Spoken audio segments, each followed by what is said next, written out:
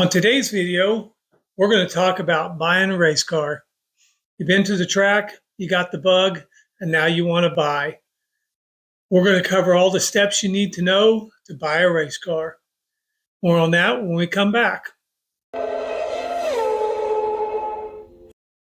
On this video, we're going to cover how to buy a race car. You've been bit by the bug, you want to get involved deeper than just being a fan. You want to buy a race car. You want to become a race car driver. So we're going to discuss 5 steps today in part 1 of how to buy a race car. We're going to break this down into about 3, maybe 4 videos, things you need to know. We'll include some questions, some setup sheets, some advancement charts to see if we're getting better. We'll set up all that. We'll put it in the bios so you can download it and you can become a race car driver. But before we get started, let's do a little sharing and liking and hitting the buttons and making this channel grow so we can continue to do this. Okay? Thank you for all the people out there watching. Thank you for all the calls I get. Thank you for all the kind words. But let's get started on how we're going to buy a race car. We're going to start with 5 steps. These 5 steps determine the competition level and can I compete in that level, understanding the rules and sanctions that are available for your racetrack or your area. Can I afford to race and at what level and how well? Deciding between a new car and a used car, and what brand of chassis should I go with?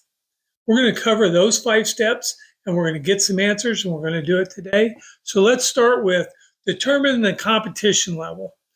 You need to go to the racetrack. You need to watch this race, and decide what class maybe should I start in and can I compete in that class? So if, down south, they have a lot of late model classes and they may not have a modified class, but they may have a 602 class and a 604 class in late model. They may have a mini stock. They may have a hobby stock, a stock car, a B mod, an A mod, a late model, or even a mini stock. So you need to determine first, what class do I want to be in? Okay. Then you need to determine, can I be competitive in that class? Do them speeds look like speeds I can handle? Understand this too, that it's faster no matter what class you get in. It's going to be faster once you get in the car than it looks from the grandstands. And it's going to be a lot harder than it looks from the grandstands. So sitting in the grandstands, I know it looks pretty simple, but it's not. But it is something that you can manage. You can manage this very well. Just determine what class you need to be in, okay? And that's going to determine kind of what car you're going to have. Step 2, understand the rules at the local track. And if the rules are based on a sanction like IMCA, USRA, UMP, AMAR, if they're sanctioned by a governing body, then the rules can be pretty solid. They can be pretty fair. The beauty to racing at a sanctioned racetrack versus a track that just uses IMCA rules is that you can go a lot of places and race.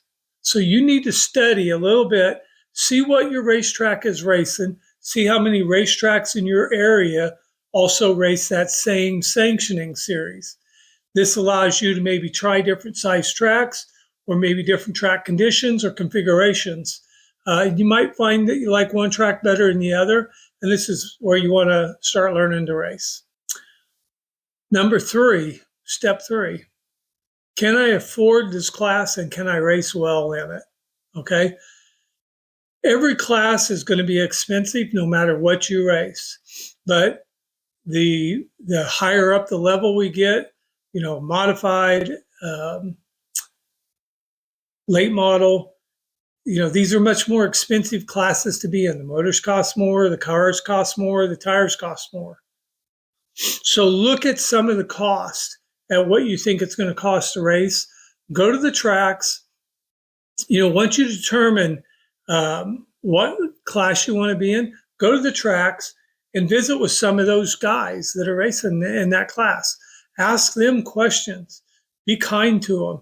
Offer to buy a pit pass because they're not there for you. They're there for them. So if they help you out, ask them, I want to be in this class and I want to buy a car, and ask them questions like, what's the best car? What do I need to understand to do this? And for their help, buy them a pit pass next week. It's $25.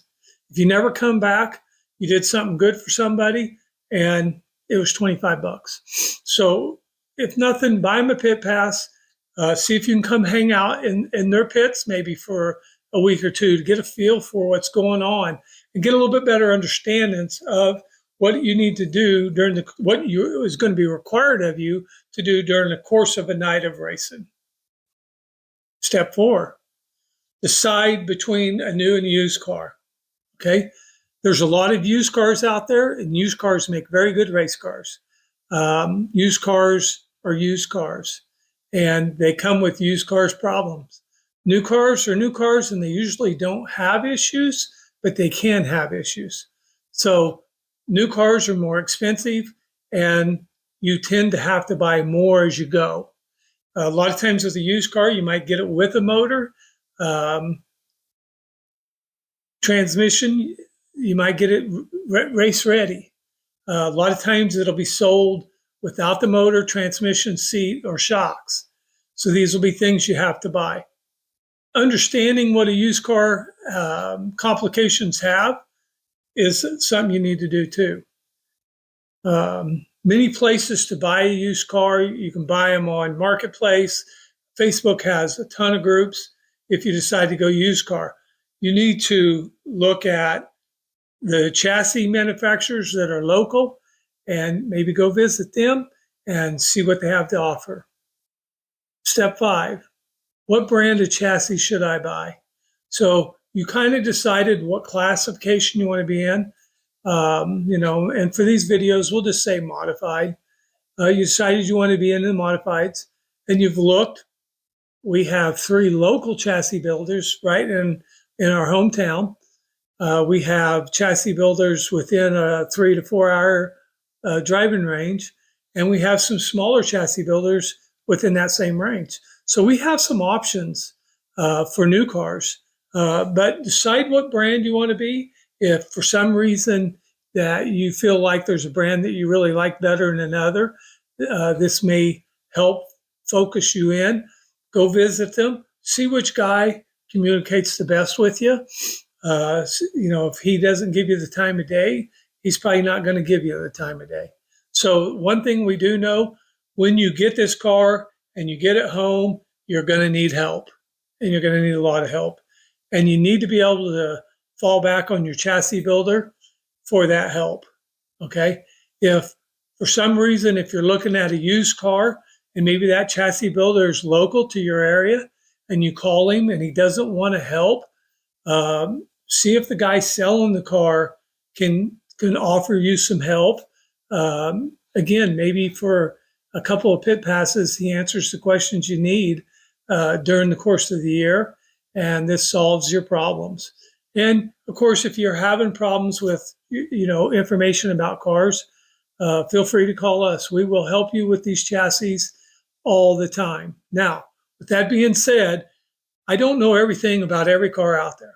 Okay. I do know a little bit about big block modifieds up north, and here lately I've gotten a lot of calls. I do not know nothing about single leaf coil cars, but I am helping people with them cars in Australia. New Zealand has a different type of car going around the track backwards. So I don't know everything, but I can offer some help and things I don't know. Leaf spring cars, I don't want to know, but I do. Leaf spring cars are a little harder because they don't want to turn. They want to go straight. Leaf springs was not the greatest racing setup on the planet, but if you're in a class that requires you to run leaf springs, that makes you the same as everybody else in that class. So it's simpler.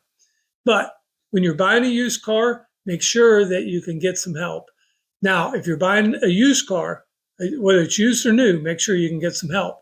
When you're buying a used car, I guarantee you, a lot of people will tell you, yes, I'll help you.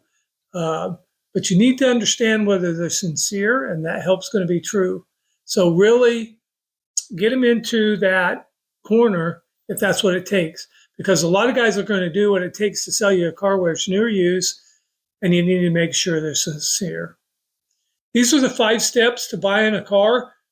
This is a quick overview of those 5 steps. In part 2, we're going to break them down. We're going to get in and get dirty on buying a new car and buying a used car. So look for them videos. They'll be coming out really soon in the next week or 2. Following this video, we'll do them. So study these videos, write some notes, get some questions fired up, ask me questions. If you can't understand what you need to, I'm going to create questions for you to be asking your chassis builders. So get ready, because you're getting involved in the best sport on the planet. Okay? Racing offers a tremendous amount of fun, entertainment, family time. This is a family sport. It's no more the beer drinking sport of the past. This is a family sport. Our families go to the racetrack. We spend time together. I am close to a lot of my racing family. I have a brother and sister that live far away, so I have brothers in racing, and they are a part of our lives, a good part of our lives. Some of my best friends, all my best friends have come from racing. So go to the track, meet some people, get some advice, look at some cars, and get ready, because racing's getting ready to start.